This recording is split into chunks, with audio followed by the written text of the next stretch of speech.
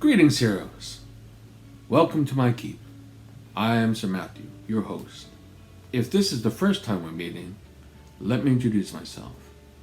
I'm an old combat veteran with over 30 years of combat experience. In my time, I've formed my own guild called the White Lions. I started my own school called the School of Arms, and I helped many squires become great knights. I thought with all my years of experience, I would come and share some with you. Today we'll discuss philosophy, and you might say, Sir Matthew, why is philosophy important? Well, let me tell you. Of all the battles I've ever won, I didn't win them using this. I won them using this. So, relax, sit back, grab yourself a mug of ale, and if you'd like, I'd like to share my experiences with you. Philosophy. Let's get into it. I'd like to talk about the first two subjects, having fun and making the game fun for others. Alright, having fun. That should be easy. You wouldn't be in the woods playing dress up with a bunch of other adults with toy swords if you didn't think it was fun, right? That's easy. Making the game fun for others. How do I do that? Well, according to the rules of Bicolline, right, you should have good fair play and adhere by those rules, right? That should be self-evident, right? But there's a little bit of nuance to that I like to get into, right? So, does blatant cheating happen at Bicolline? It's rare. It's pretty rare. Of all my times in Bicolline, like only a handful of times where I encountered someone where I just struck them and they didn't want to die. Cheating kills the game for everyone. It makes it not fun, and you get a reputation for a cheater. Don't be that guy. There are times where I am struck and I didn't feel it, right? For example, if I'm like in the heat of battle, right, and my guard is up, right, I'm poking my head around my shield, I'm dodging, and I'm striking, and I'm blocking, right? And a blow strikes and glances the top of my helm, right?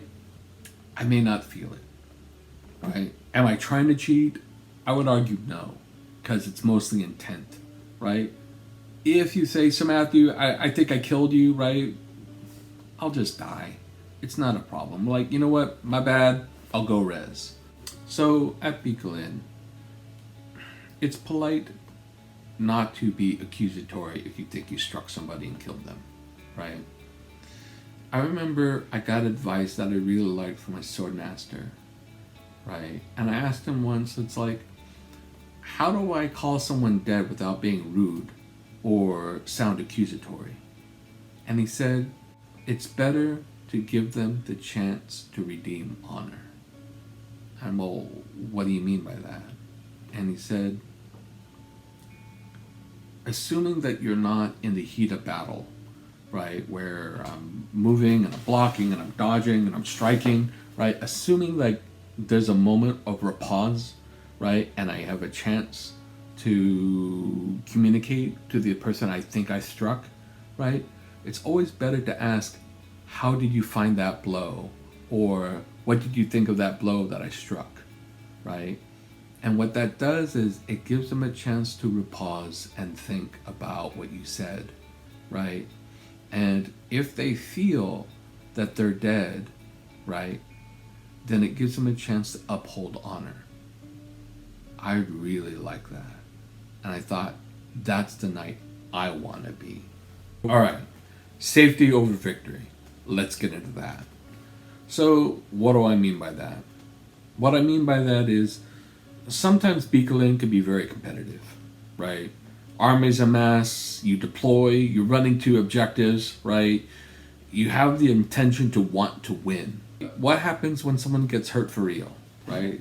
They slip, they fall, they hurt themselves, right? They trip, they sprain their ankle, or you fire a shot, right, and you hit them in the eye, right? To me, game's off, right? I'm no longer concerned about winning anymore. I mean, fake war is fun and all, but I don't really give a fuck about winning if you're hurt on the ground for real. I think as a community of nerds, we just have to look out for one another, right? And if you go to Bicolline and you have a great time and you enjoy the battlefield, right, you're collectively making the game better for everyone, right? If you go to the field and you get hurt, right, I feel I have a responsibility to make sure you're okay. All right, let's talk about killing and death. What do I mean by that? Well, clearly I don't mean killing for real or real dying. I'm talking about just the context of Bicolline. Or let's discuss that further. Even before you don your armor, even before you grab your weapon, right? Even before you prepare for battle, right? You should have the mindset of being competitive. You should want to try to win. You fight and engage the enemy with the intention to destroy them. Some fighters, they go out there and they're just ill-prepared, right? Let me make it clear to you. Once your engagement range, your objective is to destroy. Unless you have like orders that say you have to hold a bridge or you need to play a defensive action, right? Your objective is to destroy the enemy, period. There's a tendency for some newer rookie fighters to just follow without thinking, right? Sometimes they call that having blinders on or having tunnel vision, right? It is important on the field of battle to be aware of everything at all times. It feels prudent to just follow your guild without thinking, right? But this is not the proper mindset for war. Should you follow your guild? Yes. Should you fight as a team? Yes. Should your mind be set to victory? Yes. Should you be ready for action? Yes. All right. Death. Why do people fear death?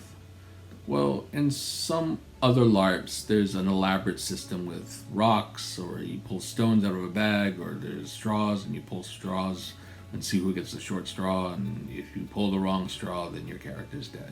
At Bicolline, there ain't any of that. So, why do people fear it? Well, I think in some parts for rookies, there's that old stigma. It's like, oh God, I don't want to lose my character, right? Or I'm afraid to die a foolish death, or I don't know what the right thing to do is.